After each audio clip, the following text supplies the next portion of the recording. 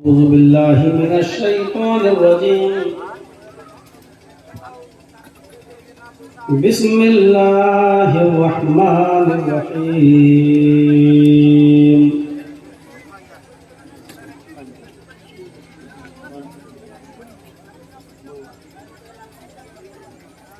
يا أيها الذين آمنوا اتقوا الله حق تقاته ولا تموتن إلا وأنتم مسلمون واعتصموا بحبل الله جميعا ولا تفرقوا واذكروا نعمة الله عليكم إذ كنتم أعداء فألف بين قلوبكم فأصبحتم بنعمته إخوانا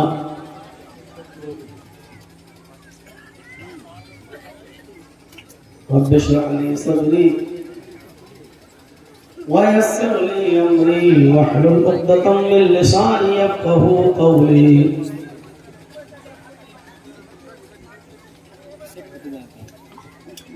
اس عظیم الشان اجلاس کے صدر محترم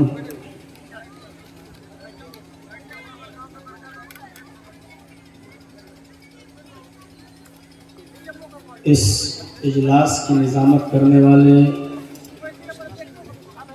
ناظم اجلاس،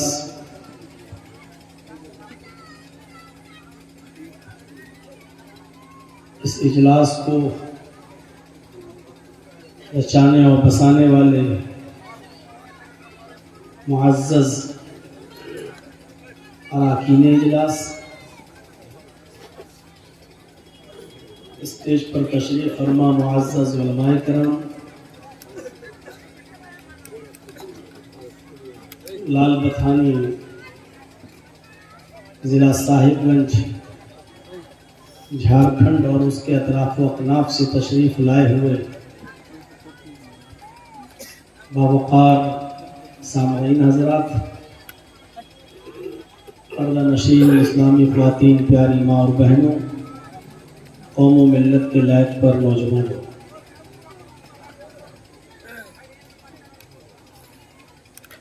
غالباً فروری 2006 میں آپ کی اس بستی میں ایک پروگرام ہوا تھا جس میں ہماری شرکت ہوئی تھی. 2006 کے بعد آج 2021 تقریباً 15 سال کے بعد اس علاقے میں دوبارہ بحیثیت مقرر، بحیثیت خطیب آنے کا یہ موقع مل رہا ہے. ان 15 سالوں میں بہت سے حالات کا سامنا آپ نے بھی کیا ہوگا، ہم نے بھی کیا ہے. بہت سے لوگ جو پہلے تھے وہ شاید اب ان 15 سالوں میں وہ اس جلسے میں نہیں ہوں گے. بہت سے ایسے بھی ہوں گے جنہوں نے 15 سال پہلے بھی شرکت کی ہوگی اور آج بھی وہ کر رہے ہیں. جو باحیات ہیں اللہ رب العالمین ان کی زندگی اسلام پر قائم رکھے، اور جب تک ہماری زندگی رہے اور جب ہمارا خاتمہ ہو تو ایمان پر ہمارا خاتمہ فرمائے. جو لوگ اس دنیا سے جا چکے ہیں اللہ العالمین ان کی قبروں کو نور سے بھر دے، ان کے گناہوں کو معاف فرما کر ان کی روح کو اعلیٰ علیین کے اندر جگہ عطا فرما. اجلاس اس لیے رونما ہوتے ہیں اور کرائے جاتے ہیں کہ معاشرے میں، ہمارے سماج میں، ہماری سوسائٹی میں جو ایمانی کمزوریاں پرکھنے لگتی ہیں اور ہم کتاب و سنت سے دور ہٹ کر शैतान लईन के रास्ते पर चलने लगते हैं। कुरान और हदीस की रोशनी में इस्लाही बातें बताई जाएं और जो आमाल हमारे ईमान को कमज़ोर कर रहे हैं और जिनमें हम मुलव्वज़ हैं उनको दूर करने की कोशिश की जाए। ये हमारे इजलास का मकसद होता है। हम अल्लाह से दुआ करते हैं कि अल्लाह आलमीन इस इजलास को भी जिस मकसद के साथ किया जा रहा है उसको अपने मकसद में कामयाबी अता फरमाए। यकीनन बहुत ही मुबारकबादी के लायक हैं यहाँ के वो नौजवान जिन्होंने बहुत ही जल्दबाजी में इस प्रोग्राम को करवाया है और उसमें तमाहक़्क़हू मेहनत की है और ये साबित कर दिया है कि अगर हौसले बुलंद हों, इरादे मजबूत हों तो हम बड़े से बड़ा काम भी कर सकते हैं।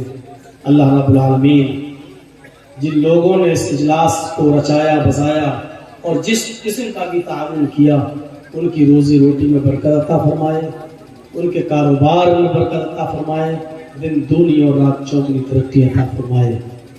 मैंने खुतबे मसनूना के बाद कुरान करीम से एक दो आयतें आपके सामने तलावत की। इन आयात का ताल्लुक मुआशरे की इस्लाह से बड़ा गहरा है। मुआशरे में जो बिगाड़ और बिगाड़ के असबाब है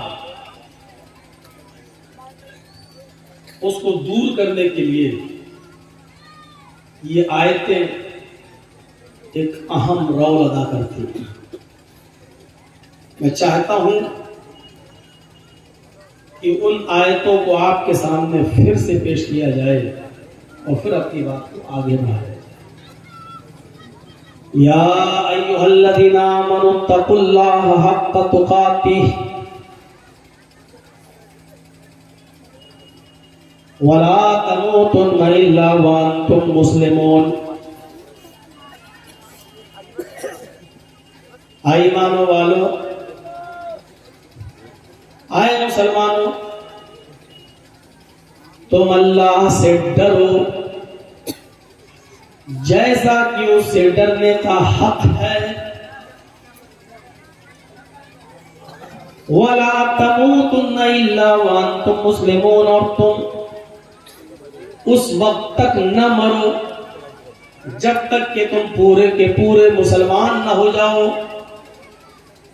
जब मौत तुम्हारे पास आए,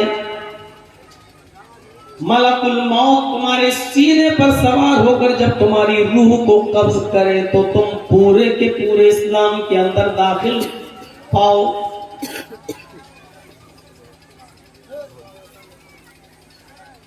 एक चीज नहीं, पहली चीज अल्लाह से डरो,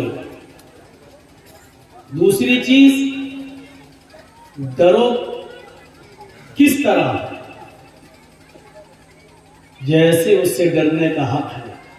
ये दो चीजें हैं अलग अलग। एक तो अल्लाह का खौफ और दूसरा उस खौफ की कंडीशन। तीसरी चीज मौत सबको आना है, लेकिन जब मौत आए तो हम पूरे के पूरे मुसलमान हैं, आधे अधूरे नहीं। वातसिमू बिहब्लिल्लाहि जमीअन वला तफर्रकू। ये एक और अलग चीज बताई जा रही है कि अल्लाह की रस्सी को मजबूती से पकड़ लो, कुरान को, और टोली टोली मत हो जाओ। वला तफर्रकू, फिरकों में मत बढ़ जाओ। ये एक अलग चीज बताई जा रही है, यानी फिरका बंदी खत्म करने का एक रास्ता। आपस में हम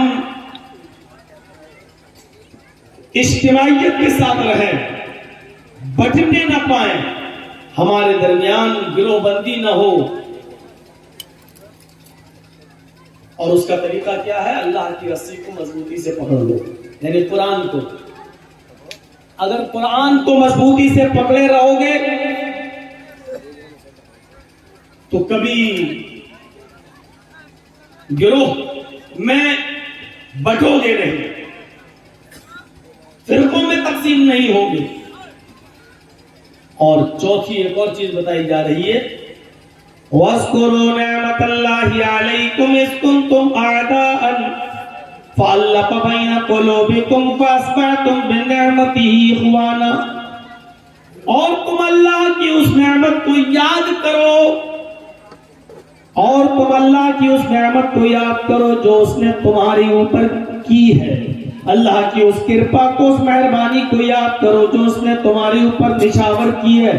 کیا ہے؟ اِذْ كُنْتُمْ أَعْدَاءً، کہ آپس میں تم ایک دوسرے کے دشمن تھے، آپس میں تم ایک دوسرے کے حریف تھے، آپس میں تم ایک دوسرے کے خون کے پیاسے تھے، آپس میں تم ایک دوسرے کو مارا کرتے تھے، قتل کیا کرتے تھے، ایک دوسرے کی نفرتیں ایک دوسرے کے دلوں میں تھی. 1400 سال پرانا وہ زمانہ، نبی اکرم صلی اللہ علیہ وسلم کی آمد سے پہلے، اسلام کی آمد سے پہلے اس زمانے کی طرف اشارہ کیا جا رہا ہے کہ تم اللہ کی اس نعمت کو یاد کرو کہ تم آپس میں ایک دوسرے کے دشمن تھے، ایک ایک روٹی اور ایک ایک بوٹی کے پیچھے ایک دوسرے کی گردن اڑا دیا کرتے تھے، معمولی بات پر تم جھگڑا کر لیا کرتے تھے، ایک دوسرے کے خلاف مورچے سوال لیا کرتے تھے. وَأَلَّفَ بَيْنَ قُلُوبِكُمْ، تو اللہ نے تمہارے دلوں میں محبت پیدا کر دی، اللہ نے تمہارے دلوں میں انسیت پیدا کر دی، اللہ نے تمہارے دلوں میں محبت و وفاداری و ہمدردی پیدا کر دی. فَأَصْبَحْتُمْ بِنِعْمَتِهِ، تو تم اللہ کی اس نعمت کے ذریعے، یعنی قرآن کے ذریعے یا اسلام کے ذریعے یا اللہ کی اس نعمت جناب محمد رسول اللہ صلی اللہ علیہ وسلم کی تعلیمات کے ذریعے آپس میں بھائی ہو گئے. اس طرف اشارہ کیا کہ پہلے تمہاری حیثیت کیا تھی، پہلے تم کیا تھے.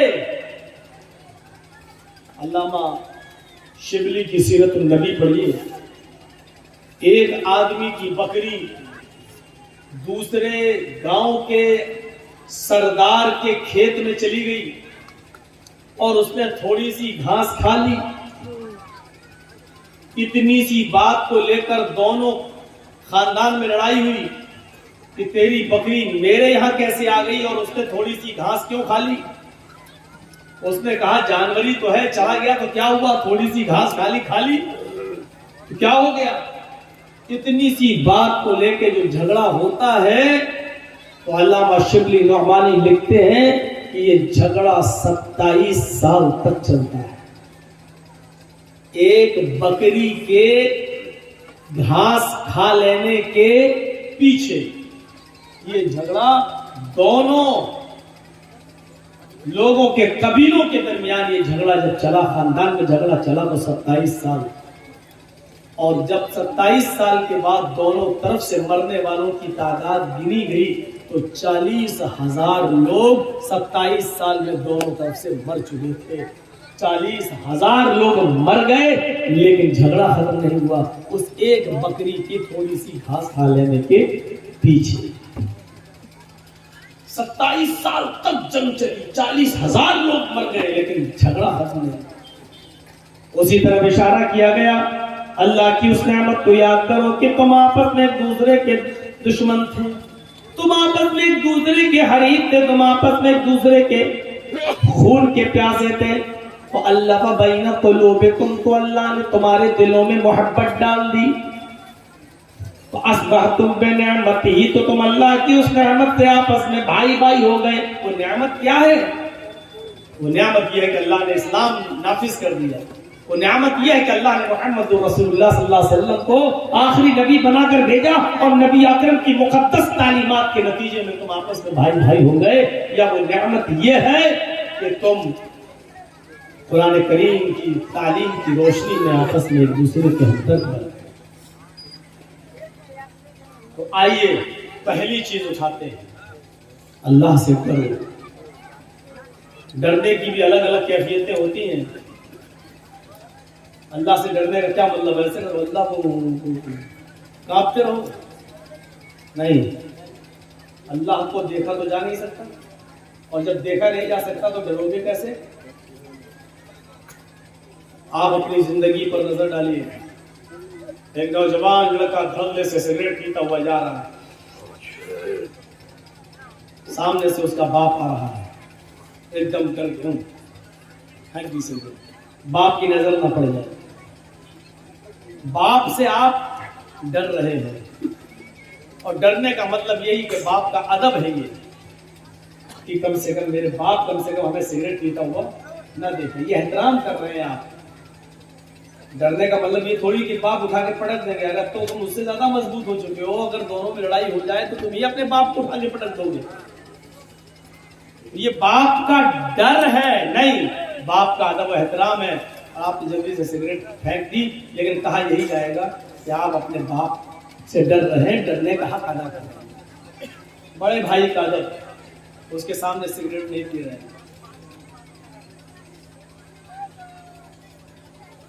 ہر چیز سے آپ ڈرتے ہیں.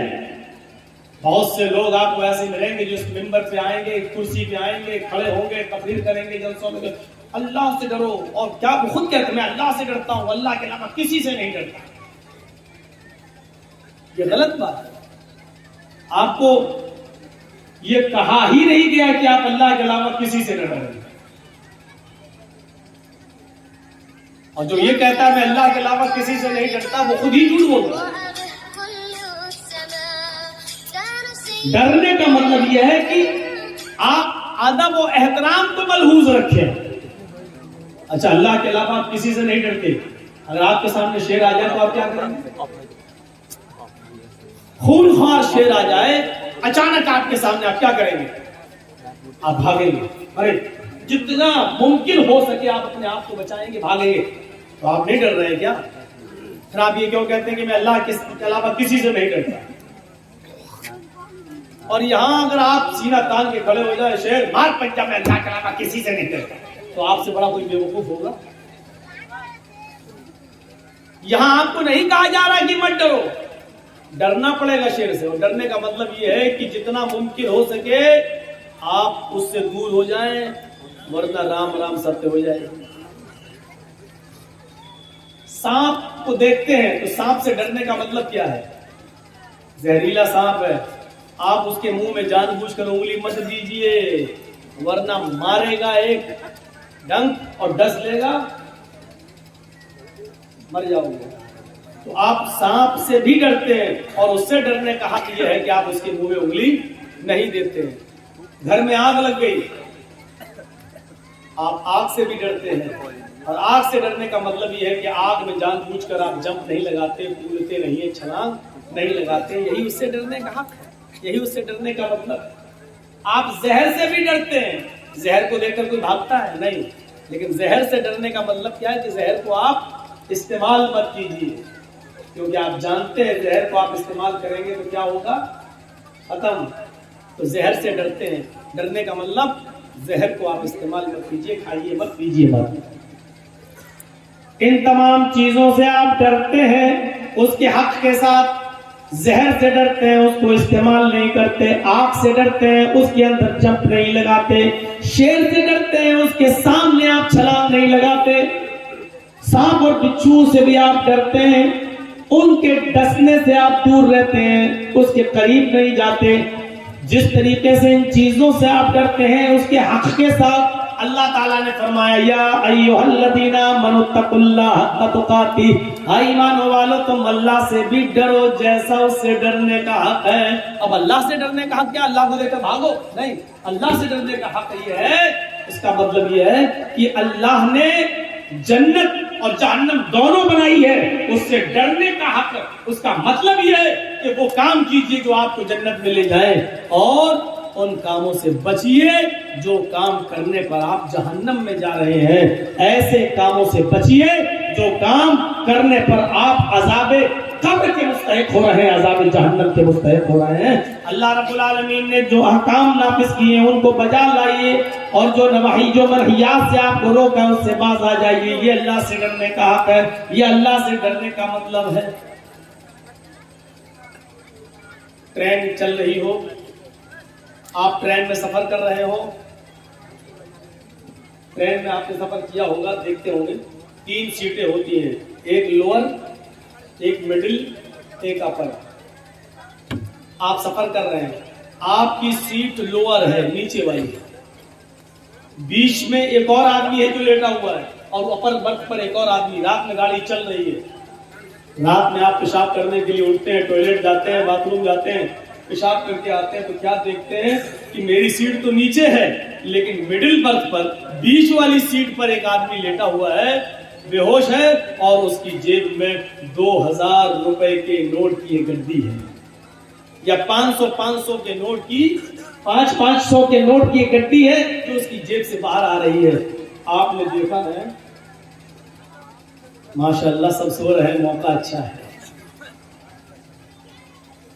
پورا کوچ سو رہا ہے، اور بیچ والی برتھ پر لیٹے ہوئے آدمی سے 2000 کے نوٹ کی گڈی باہر آ رہی ہے۔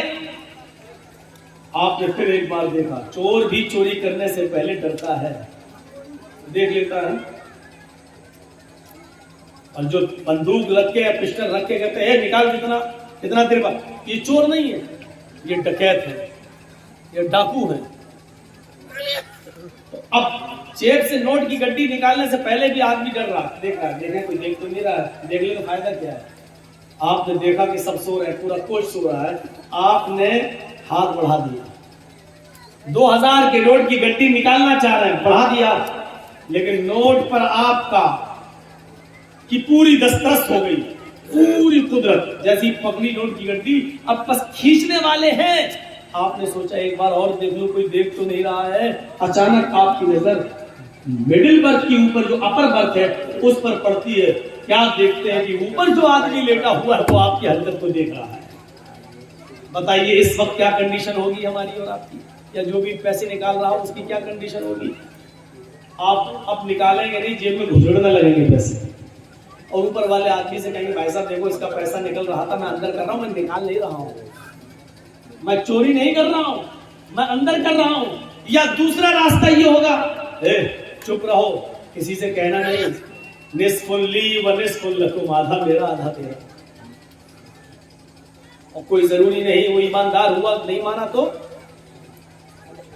تیسرا راستہ ایک اور ہے، وہ یہ ہے کہ آپ اس کو آدھا پیسہ نہ دیں اور نوٹ کی گڈی بھی رکھنا گوارا نہ کریں، آپ نکال لیں، لیکن ڈر ہے کہ اوپر والا آدمی شور نہ کر دے، اور شور کر دے گا تو پورے کوچ جو ہمارا سواگت کرے گی جو جوتے چپلوں سے۔ ایک راستہ اور ہے کہ نوٹوں کی گڈی لے کر چلتی ہوئی ٹرین سے ہم کود جائیں اور نیچے چھلانگ لگا جائیں، اور یہ رسک آپ لیں گے نہیں کیونکہ اس میں آپ کی جان جانے کا خطرہ ہے۔ بس 2 ہی راستے ہیں، یا تو نوٹ کی گڈی اندر کر دیں یا پھر اوپر والے کو لالچ دے دیں۔ جب ایک معمولی سا چھوٹا سا کام، چھوٹا سا گناہ آپ کرنے جا رہے ہیں، لیکن اوپر والے آدمی نے اس گناہ کے کرتے ہوئے آپ کو دیکھ لیا ہے تو چوری کرنے کی ہمت نہیں ہوگی۔ یہی اللہ سے ڈرنے کا حق یہی ہے کہ ایک مسلمان جب کوئی گناہ کے قریب جائے، شراب کی بوتل اس کے ہاتھ میں ہو، تو اس کے دل میں اور دماغ میں تصور آ جائے کہ ساری کائنات ہمیں دیکھ رہی ہو یا نہ دیکھ رہی ہو، لیکن اللہ رب العالمین کی ذات مجھے ضرور دیکھ رہی ہے، میرے ماں باپ مجھے دیکھ رہے ہو یا نہ دیکھ رہے ہو، لیکن اللہ رب العالمین کی ذات مجھے ضرور دیکھ رہی ہے۔ یہ تصور اگر ہمارے دل و دماغ میں آ جاتا ہے، میرے بھائیوں، شراب کی بوتل ہم چھوڑ دیتے ہیں، جوا کھیلنا ہم چھوڑ دیتے ہیں، بیڑی سگریٹ پینا ہم چھوڑ دیتے ہیں، ہر غلط کام کرتے وقت یہ تصور آ جائے کہ دنیا کی کوئی نگاہ ہم کو دیکھ رہی ہو یا نہ دیکھ رہی ہو، لیکن اللہ رب العالمین کی ذات تو مجھے دیکھ رہی ہے، یہ تصور اگر ہمارے دل و دماغ میں آ جائے تو ہم گناہ چھوڑ دیں، لیکن یہ تصور آنا چاہیے کہ اللہ کی ذات ہمیں دیکھ رہی ہے۔ یہ ہے اللہ سے ڈرنے کا مطلب۔ معاشرے کی اصلاح میں سب سے پہلی چیز یہ ہے کہ اللہ کا خوف ہونا چاہیے، اللہ کا ڈر ہونا چاہیے۔ اور آپ دیکھ لیجئے جب بھی نکاح ہوتا ہے کسی آدمی کا تو اس میں یہی آیتیں پڑھی جاتی ہیں، 3 آیتیں اور تینوں جگہ آمنوا اتقوا اللہ، آمنوا اتقوا اللہ۔ کیوں؟ کیونکہ انسان کی پوری زندگی اللہ سے، تم شادی تو کر لیے، ایک پرائی لڑکی اللہ کے کلمے کے ذریعے اب تمہارے اوپر حلال ہو چکی ہے، اس کا جسم یہاں تک کہ اس کی شرمگاہ بھی تمہارے لیے حلال ہو چکی ہے۔ اب ہر معاملے میں پوری زندگی اس کے ساتھ تمہیں رہنا ہے، تمہاری پوری زندگی تقوی کے ساتھ گزرنی چاہیے، اللہ کے ڈر کے ساتھ گزرنی چاہیے۔ ایک باپ نے اپنے لختے جگر کو 15 16 18 20 سال تک پال پوس کر آپ کے سپرد کر دیا، اور اللہ کے کلمے کے ذریعے آپ نے اس کو اپنے اوپر حلال کر لیا۔ اب اس کی پوری زندگی کے ذمہ دار آپ ہیں۔ اللہ کے اس کلمے میں جو تقوی کی باتیں کہی گئی ہیں، اس تقوی کے ساتھ اپنی زندگی گزارتے رہیے، آپ کو پتا چلے گا امام کائنات جناب محمد رسول اللہ صلی اللہ علیہ وسلم کی وہ زندگی پر جو امام بخاری رحمت اللہ علیہ نے نقل کیا صحیح بخاری کے اندر۔ میرے بھائیو، اللہ کے رسول اپنی بیوی اما عائشہ، اپنی بیوی عائشہ صدیقہ کی گود میں سر رکھ کر لیٹے ہوئے ہیں، اچانک ایک کام یاد آ جاتا ہے۔ آپ اپنی خادمہ، کام کرنے والی نوکرانی خادمہ کو آواز دیتے ہیں، لیکن وہ آواز سننے کے باوجود نہیں آتی ہے۔ آپ نے 3 بار آواز دی لیکن وہ نہیں آتی ہے۔ اللہ کے نبی کہتے ہیں عائشہ دیکھو وہ کہاں چلی گئی۔ حضرت عائشہ نے حجرے کا دروازہ کھولا تو کیا دیکھتی ہے؟ وہ تو باہر ہی بیٹھی ہوئی ہے خادمہ، اور چھوٹے سے بکری کے بچے کے ساتھ کھیل رہی ہے۔ یہ واقعہ سنا رہا ہوں آپ کو۔ اس واقعے کو سننے کے بعد بڑی سے بڑی گنڈا گردی کرنے والے اور بڑے سے بڑے کرمنل مزاج کے آدمی اپنی زندگی کے بارے میں ایک بار سوچیں گے ضرور کہ ہماری حیثیت کیا ہے۔ امام کائنات جناب محمد رسول اللہ کا یہ حال ہے تو ہم جو ایک دوسرے کی ہم ایک دوسرے کی زمینوں پر جو ناجائز قبضے کیے بیٹھے ہیں، ایک دوسرے کے مال کو ناجائز طریقے سے قبضہ کیے بیٹھے ہوئے ہیں، ایک دوسرے پر ہم گنڈا گردی کر کے اس کی پراپرٹی زمین و جائیداد کو اپنے نام کیے ہوئے ہیں، ایک بار وہ سوچنے پر مجبور ضرور ہوں گے۔ چھوٹے سے بکری کے بچے کے ساتھ وہ لڑکی کھیل رہی ہے، وہ خادمہ کھیل رہی ہے۔ حضرت عائشہ نے کہا تمہیں محمد رسول اللہ نے 3 بار آواز دی، کیا تم نے نہیں سنا؟ اس نے کہا ہر بار سنا۔ اس زمانے کی لونڈیاں اور خادمائیں بھی کتنی سچی ہوا کرتی تھی، اگر وہ چاہتی تو کہہ سکتی تھی نہیں میں نے آواز نہیں سنی، نہیں آواز تو سنیے، پھر تم کیوں نہیں آئی؟ کہ میں اس بکری کے بچے کے ساتھ کھیل رہی تھی اس لیے نہیں آئی۔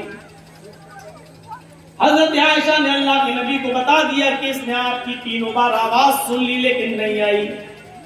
آپ کو غصہ آیا، آپ لیٹے تھے، آپ باہر آئے، آپ نے پھر تصدیق کی۔ دیکھیے اپنی بیوی کی بات پر بھی کان نہیں دھرا، بیوی سچی تھی لیکن پھر بھی آپ نے کہا تحقیق کر لیں۔ آئے لونڈی، آئے خادمہ، میں نے تجھے پہلی بار آواز دی، کیا تم نے سنا؟ اس نے کہا ہاں۔ دوسری بار آواز دی، کیا تم نے سنا؟ کہا ہاں۔ تیسری بار کی آواز دی، کیا تم نے سنا؟ اس نے کہا ہاں۔ حضرت عائشہ نے بتا دیا تھا کہ اس نے 3 آوازیں سنی پھر بھی نہیں آئی، لیکن پھر بھی تحقیق کر رہے ہیں۔ یہ واقعہ ہمیں اس طرف اشارہ کر رہا ہے کہ کوئی بھی آدمی آپ کے تعلق سے کچھ بھی بات کہہ دے کسی کے تعلق سے تو فوراً اس کی بات پہ یقین مت کر لینا۔ ایک بات آپ کو بھی حق ہے کہ اس تحقیق، اس کی تہ تک جانا، ہو سکتا ہے کہ وہ کسی کی نظروں میں اچھا بننے کے لیے جھوٹ بول رہا ہو، آپ اس کی تحقیق ضرور کر لینا۔ اللہ کے رسول صلی اللہ علیہ وسلم نے عائشہ صدیقہ کی بات سننے کے باوجود اس لونڈی سے تحقیق کر لی۔ اس کے بعد کہا پھر بھی تم نہیں آئی؟ سر نیچے کر لیا اس خادمہ نے، کیوں نہیں آئی؟ کوئی جواب نہیں تھا۔ کیا جواب ہے؟ کوئی جواب ہے؟ کوئی جواب نہیں۔ اللہ کے رسول کو مزید غصہ آیا۔ بخاری شریف کی حدیث کے الفاظ تو یہ کہتے ہیں کہ آپ کی آنکھیں سرخ ہو گئی غصے میں۔ ایک نہیں 3 بار آواز دی پھر بھی نہیں آئی۔ تو آپ کے کان میں جو مسواک لگی ہوئی تھی، مسواک رکھتے تھے، اذان کا ٹائم ہوا جلدی سے مسواک کی اور فوراً مسجد کے اندر داخل ہو گئے، تو وہ مسواک جو کان میں لگی ہوئی تھی آپ نے اس مسواک کو نکالا اور سنو لال بتھانی کے جوانوں، سنو صاحب گنج اس علاقے میں رہنے والوں، سنو برسوں سے گنڈا گردی کرتے ہوئے چلے آ رہے ہو، سنو برسوں سے اپنے من موافق زندگی گزار رہے ہو، سنو اللہ کے نبی صلی اللہ علیہ وسلم نے وہ مسواک ہاتھ میں لی اور اس لونڈی کی طرف تان لی، ایسے کر کے اس کی پیٹھ کی طرف لے گئے اور مارنا چاہا، ہاتھ اٹھایا، مسواک چھوٹی سی، کتنی لگتی اس سے، کتنی زور سے چوٹ لگ سکتی تھی، کچھ نہیں، مسواک اٹھا ایسے کیا، مارنا چاہا، ایسے کیا اور اس کی پیٹھ تک لے گئے لیکن مارا نہیں، وہی روک دیا، ایسے کیا بس، لیکن مارا نہیں، آنکھوں میں آنسو آ گئے اور یہیں سے واپس چلے اور اپنے حجرے میں آ گئے، کچھ نہیں کہا اس لونڈی سے۔ حضرت عائشہ صدیقہ کہتی ہے اللہ کے رسول، آئے میرے شوہر، آئے میرے سرتاج، آپ نے تو مسواک نکال لی تھی، آپ اس کو سزا دینا چاہتے تھے، آپ اس کو مارنا چاہتے تھے، ایک مسواک ہی آپ مار رہے تھے، پھر کیا ہوا؟ اگر آپ اس کو ایسے ہی چھوڑیں گے تو سر پہ چڑھ جائے گی، پھر کیا بات؟ آپ اس کے مالک ہیں، وہ آپ کی خادمہ ہیں، کیا بات؟ آپ نے مسواک اس کی طرف تانی، پیٹھ تک لے گئے لیکن مارا نہیں، بلکہ الٹا آپ ہی رونے لگے اور واپس چلے آئے۔ فرمایا عائشہ چھوڑ دیجئے یہ تو ویدوں کے منتر اور رامائن اور گیتا کی، قرآن و حدیث سنیے اور اپنی زندگی میں انقلاب پیدا کریے۔ کوئی ضروری نہیں ہے ویدوں کے منتر پڑھنے سے، شوق تو اچھا تو لگ سکتا ہے لیکن معاف کیجئے گا فائدہ کچھ نہیں ہوگا، جو قرآن و حدیث سننے سے فائدہ ہوگا۔ بات ایسی چل رہی ہو اور وہاں لا کر ویدوں کے منتر گھسڑ کر اپنی تقریر کو خراب نہیں کرنا چاہیے۔ سنیے عائشہ، مجھے غصہ آیا، میں نے مسواک لی اور میں نے مارنا چاہا، جیسی میں نے مسواک تان کر اس کی طرف اٹھائی اور مارنے کے لیے اس کی طرف بڑھایا، فوراً اللہ کے سامنے جواب دینے کا تصور میرے دماغ میں آ گیا۔ آئے محمد صلی اللہ علیہ وسلم، جتنی طاقت آپ کو اس لڑکی کی اوپر ہے، جتنی قدرت آپ اس لڑکی کی اوپر رکھتے ہیں، اس سے زیادہ قدرت اللہ رب العالمین آپ کی اوپر رکھتا ہے۔ میں نے سوچا کہ اس کو ایک لکڑی مار دوں، ایک مسواک یہ ہلکی سی چوٹ اس کو مار دوں، لیکن میرے دل میں یہ تصور آیا، آئے محمد تم اس کو جو مار رہے ہو ایک ہی مسواک سے ہی، لیکن کہیں ایک مسواک کا مارنا کہیں اس کی غلطی سے زیادہ نہ ہو جائے، اس نے اگر اتنی بڑی غلطی نہ کی ہو اور آپ نے اس کو ایک مسواک مار دی، اس کی غلطی سے زیادہ اگر یہ سزا ہو گئی تو کل قیامت کے دن آپ اپنے رب کو کیا جواب دیں گے؟ یہ وہ ہستی اللہ کے سامنے جواب دینے سے ڈر رہی ہے جس کے بارے میں کچھ کہا ہی نہیں جا سکتا۔ جنت میں ایک مقام ہے، مقام محمود، اور اللہ کے نبی فرماتے ہیں فرض نہ جب بھی اذان ہو تو میرے لیے دعا مانگا کرو اور مقام محمود کا سوال کیا کرو، مجھے امید ہے کہ اللہ رب العالمین وہ کسی ایک بندے کو دے گا اور مجھے امید ہے کہ وہ مجھے دے گا۔ ذرا تصور کیجئے، یہ اس ہستی کا ڈر ہے۔ ہم نے تو کتنوں پر ظلم کیے ہوں گے، کتنوں کو گالیاں دی ہوں گی، ماں بہن کی گالیاں، کتنوں پر ظلم و زیادتی کے پہاڑ توڑے ہوں گے، باوجود اس کے کہ ہم جانتے ہیں کہ ہم غلط ہیں، پھر بھی چونکہ ہم سماج کے اندر پاورفل ہیں، ہمارا کون کیا کرے گا، اور اسی وہم و نشے میں، اسی وہم و گمان میں اور اسی پاورفل ہونے کے نشے میں ہم لوگوں پر ظلم کرتے چلے جاتے ہیں، ہم غریبوں پر ظلم کرتے چلے جاتے ہیں۔ علامہ ذہبی نے کتاب القواعد کے اندر ایک واقعہ نقل کیا۔